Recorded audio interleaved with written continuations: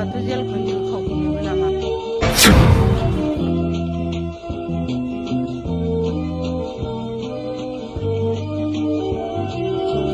जेलाव दं होनना मिथिगौ खायसे थैबायनो दा मानसिफ्रा खायसे थैयाखैना बुङो आं दा लग' मग' दङ जानाय बे सिन्था खालामबाय आरो मा खालामबावो दा दंखौबो सानना लायो आं बांसिन समाव आदसा आदा नोंनि फंबाया गोदोहाय आफादाव थांदोंमोन बेनि सिगाङाव बबे कलेजाव फरायनायमोन आरो बबे स्कुलाव हाबजेनामोन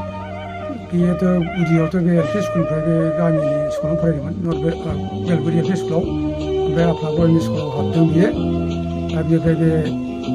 गोदो रामफलबिल हाइ स्कुलाव फरायबाय रामफलबिल हाइ स्कुलाव फरायनानै बे जनाथा कलेजाव हाबहैबाय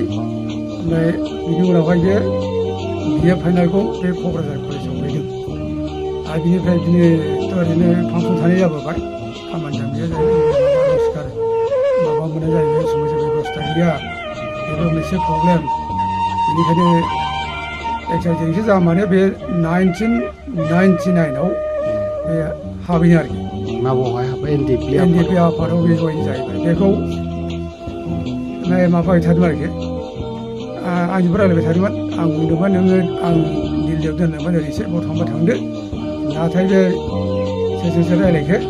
एनडिपिआव जेला जयन जाहैयो ओमफ्राय सासे गथ'आ नोंसिना बे बायद' एनडिपिनि मानसि आरो बे नोंसि मानसिया जोंनाव माबा एनडिपि आफादाव हाबहैबाय जाहैबाय मा खालामदों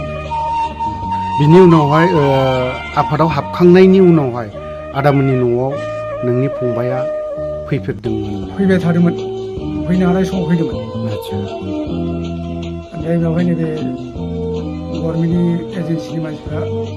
बारा नागिरनायाव न'आव फैनो हा जाहैबाय ओमफ्राय बियो नैबे 2001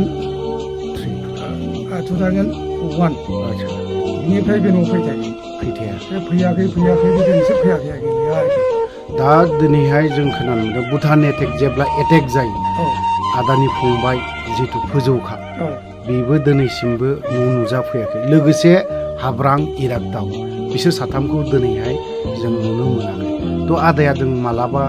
नोंनि फंबायखौ गोसोखांदों ना गोसोखाङाखै आङो गोसोखांबाय थायो सानफ्रामबो गोसोखां फुङावबो सिखांबानो गोसोखांनांगो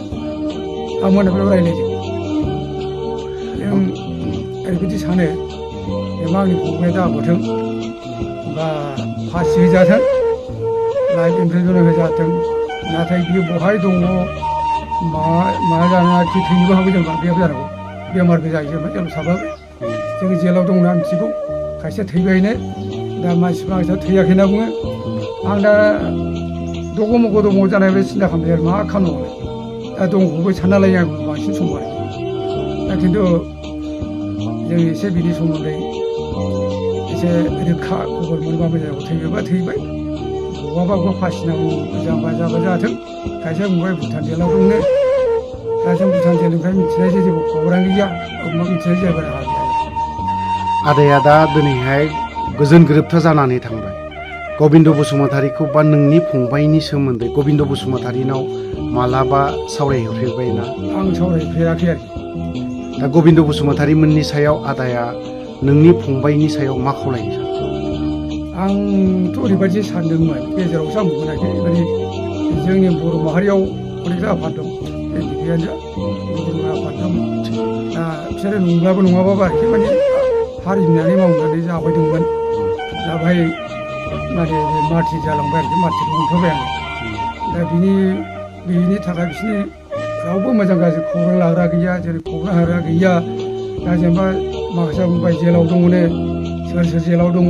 बेखौ जों मिथिनो मोना आरो बिसोर गगनांगौआ बेखौ जों मिथिनो मोना जों रायज्लायबाय थायो जों मिथिगौ जे माने एकर्ड जानायनि लोगो लोगो जाहाथे जेरै नैबेनि केसफ्रा जाहाथे बोखारजायो बा साजा सोरनाबा लाइफ इमप्रिजमेन्ट मोननो जोबजासिम बेफोरथ' खमायनाय एसे बेबस्था खालामबाय गभर्नमेन्टआव एमनेस्टि होनांगौ बे गभर्नमेन्टआबो इन्डियान गभर्नमेन्टआव आसाम गभर्नमेन्टआबो बेथ' सान्तिनि थांखि लानानैसो एकर्ड खालामदोंमोन दा बेखौ माब्रैबा बिसोरो गावसिनि माने जिउ जोबजासिम बेफोरबायदि थांना थानो हायो एसे मानसि हिसाबैथ' बयबो संसाराव थांना थानायनि माबा अधिकार दं दा बेखौ रावबो मानसिया बिसोरनि मोजां थाखाय रावबो सिन्था खालामनो होननानै आं सानो आरोखि नंखागौ खारैनो खारन गावबागाव मानसि जाबाय माहाजोन जाबाय सोरबा सहर लाबोनांगौ ओमफ्राय गावबा माने गावनि सार्थखौल' बुजियो आरोखि आं बेखौ बुंगोन आरो आदाया दिनैहाय नोंनि फंबाया दिनै बर' हारिनि थाखाय सेक्रिफाइस जिउ दान होबाय दिनै आदामनि फंबाया दिनै फोजौखाङा दिनै बर' हारिनि थाखाय जिउ दान होबाय गावखौ बुलि बावबाय जों हमनानै ला आदानि फंबाय फोजौखाङा दिनैहाय जिउ दानखौनो होबाय दिनैहाय गोजोन गोरोबथा जानानै फैदों बे गोजोन गोरोबथाया सोरनि थाखाय जादों होननानै सानो आदाया बेयोथ' गासै बर' माहारिनि बे जेनेबा आफादनि जे संगठन जेनेबा NDP दं आरो बिदिनो बयबो रायजो राजा दङ मेनलि बे NDPखौ बुंसै आरोखि आं NDPआसो दा समयसा जानानै दं सोरबा गोमाना सोरबा जेराव जोबनानै थैजना थांजों मिथिया दा बिनि थाखायबो जादों आरो गासैबो बर' माहारिखौ लाफानानै जादोंमोन आरो बे जिनिसा दानिफ्राय दावहारु नालाय बे NDP आफादा दा बिसोरनि उदां जानाय गनाय जेनिफ्राय साजा जाहाथे खम जायो दा बेयावबो थांना थानाय मोनसे मा होनो मोनसे लामाखौ रिहेबिलिटेसन होननांगौ जायो बिदि मोनसे बेबस्था थानांगौ आरो दा दिनैहाय जायफ्रा मुंख्लं जादों हमना ला आदानि फंबाय फोजौखाङा दिनै मुंख्लङानो जाबाय मार्टियासानो जाबाय बावहाय दिनै इन्डिया गभर्नमेन्टआ 5 लाख खरि फोसावदों बावहाय नोंहा गोजोननाय दङ नामा आदाया ओरैनोथ' गोजोननाय गैयामोन नाथाय 5 लाखखौथ' मोनाखैमोन मोनगोन सोरना बुंबाय बे जानुवारि फेब्रुवारियाव मोनगोन मोनसे बे फासै दा बुंबाय मा दा ओरै मबाइलाव जों खोनायो पेपाराव जों खोनायो माने जायना डकुमेन्टआ थिग गैया बे मोनानो बिदि होनना बुंबाय बे माखासे गोरों गोराफ्रा आं नामखौ गथ'ला आरोखि दा बे NDPनि माबाया डकुमेन्टआ मानो थिग जानाय दा सोरबा भुटान अफिसाव गावजाबाय गावथारजाबाय बिसोर डकुमेन्टखौ जों बोरै मोननांगौ डेड बडि मोना पस्टमर्टेम एग्जामसो मोना जोङो पुलिस रिपर्ट मोना जोङो बे समावथ' जों पुलिस आर्मिजोंबो रायज्लाय हाया गभर्नमेन्ट मानसिया बा जोंखौ जोंनि रावबो मदद होआखै बिदिमोन दा बे अबाव 2000 बेसेबांबा जननि मोननांगौनो एक्सट्रा 5 लाख हिसाबै 5 लाख एकनैबो मोनाखै आं मोनगोन ना मोनाथाय दा दिनैहाय आदानि फंबाय फोजौखाङा दिनैहाय बर' हारिनि थाखाय सेक्रिफाइस खालामनो जिउ दान होबाय गावखौनो बावसोमबाय दिनैहाय बावहाय जोंनि एक्स NDPनि दैदेनगिरि हिसाबै रन्जन दैमारि सारा माब्लाबा हाबफैफेरबायना रन्जन दैमारि सारा जेलानाखि गाव बे खनसे जेल जादोंमोन आरोखि गाव माने सारेन्डार जादोंमोन गभर्नमेन्टनि आखायाव फैदोंमोन बांलादेशनिफ्राय हमना लाबोजादोंमोन ओमफ्राय एसे कয়েকদিন जेल जानानै माखासे दिन जेल जानानै बेयो ओमफ्राय NDP मार्चेट प्रग्राम लानो होननानै बे आंनि न'आव फैदोंमोन फोजौखांनि न'आव फैदोंमोन ओमफ्राय आंनावल' नङा बे गुबुन NDP न'खरनि जाय मार्चेट जालांदोंमोन बेखौ फारि फारि हाबजोबलांदों आरो बिदि खालामदों आरोबाव दिनैनि दिनाव आदानि फंबाया बर' हारिनि थाखाय आदानि फंबाया दिनै फोजौखाङा जिउ दान गारबाय बिथांमोननि जिउ दान गारनायावहाय गबिन्द बसुमतारी दिनै EM एक्स NDPनि MCLA गोबां दैदेनगिरिफोर दं दिनैनि बे खुंथायाव थानायाव दिनै बे खुंथायाव थानाय एक्स NDPनिफ्राय देरहाना थांनाय दैदेनगिरिफ्रा मालाबा आदानि न'आव हाबफैदोंना जोंनि बे फोजौखांनि न'खराव आं फोजौखांनि बिदा खनसेबो फैफेराखै खबरबो लायाखै आरो आं नंगौखौनो बुंदों आरोखि थारखौनो बुंदों आरोखि लाफैफेराखै आं लानायबो नङा खोमा आं बुङो सिदा स्पस्ट' गबिन्द बसुमतारीखौ आदाया मा बुंनो सानो आंथ' सार मा बुंबावनो दा बेक्तिगत भाबे बुंबा बे माबा मोनो आं मथा मथि आरो बेखौ सानगोन गबिन्द बसुमतारीया सोरबा बसुमतारीयानो जा मानो बिसोरो बारा मथा मथि नांसा खोमा आं बिदि बुजिसै आरोखि आं बिदि सानो दिनैनि दिनाव आदानि फंबाय फोजौखाङा दिनै मुंख्लं जानानै थांबाय बिनि बिनिमयआवहाय दिनैहाय गबिन्द बसुमतारी होन फेरेंगायानो होन दिनै बे खुंथायाव थानाय MCLA बा डेपुटि चिफ बा MLA जानो हमदों जोंनि NDFBनि दैदेनगिरिफ्रा दा बिथांमोननि सायाव मा बुङो बेखौथ' आं सानो बे जिनिसा ओरैबायदि जायो बिसोर माने जाथिनि हिसाबै जाथि होननानै मावनो लानो मोनब्ला बयबो जाथिखौ नायनांगौ बिसोर आरो बे मेनलि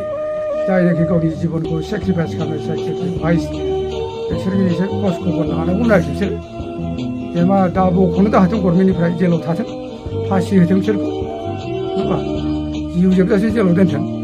बेखौ जों राजि दं ओमफ्राय जोंनो मानसिफोरा दा बे खामानिखौ सोर मावनाय जों मिथिगौ जे जाय पावाराव दं गभर्नमेन्टनि मानसिया रायज्लायनासो बेखौ बिसोरसो मिथिनो हागोन बख'नाय बेबस्थासो खालामनो हागोन दा दहाय बुंदों भुटान गभर्नमेन्टजों माबानांगौआथ' इन्टारनेसनेल माबा इसु जायो मेटार माबा जायो गभर्नमेन्टजों गभर्नमेन्ट रायज्लायनायसो बेखौ बे खोथाखौ बे खामानिखौ आदाय खालामनो हागोन नों आंहाथ' हाया रावबो बेखौथ' आं बुंगासिनो दैलि बुंनानै सानदों जाबो मेलेम दं जों एफा एफा मिथिगौ दा जों मावनो हायाबाबो एसे खामानिया दा बेराफारसे बिसोरबो एकदम बेरे मस्ट इन्डिफारेन्ट आरोखि मस्ट सेल्फिश होननाय बुंजायो सिदा सिदा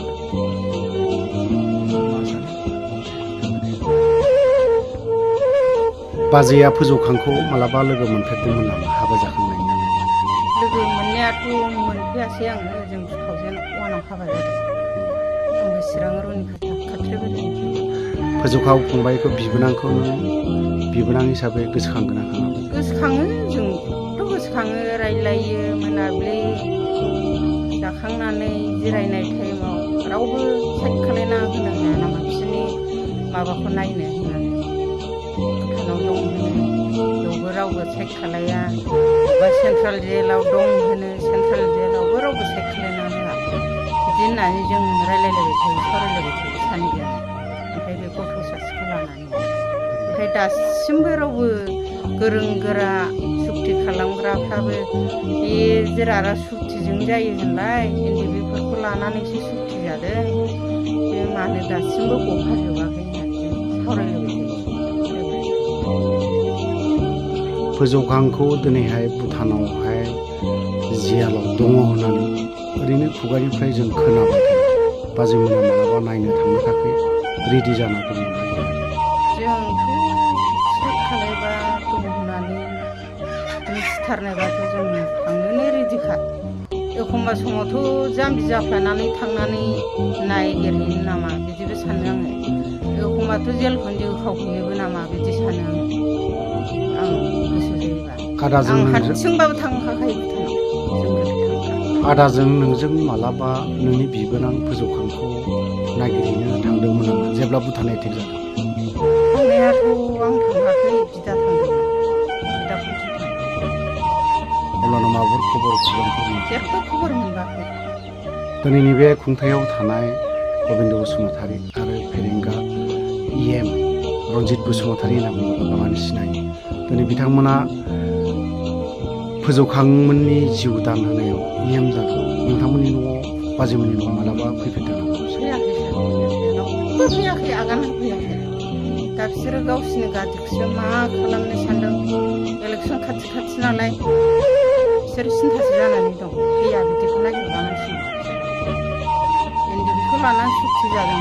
बेथ' नंखागौ ओमफ्राय NDP नि जेबो मोजां खामानि मावा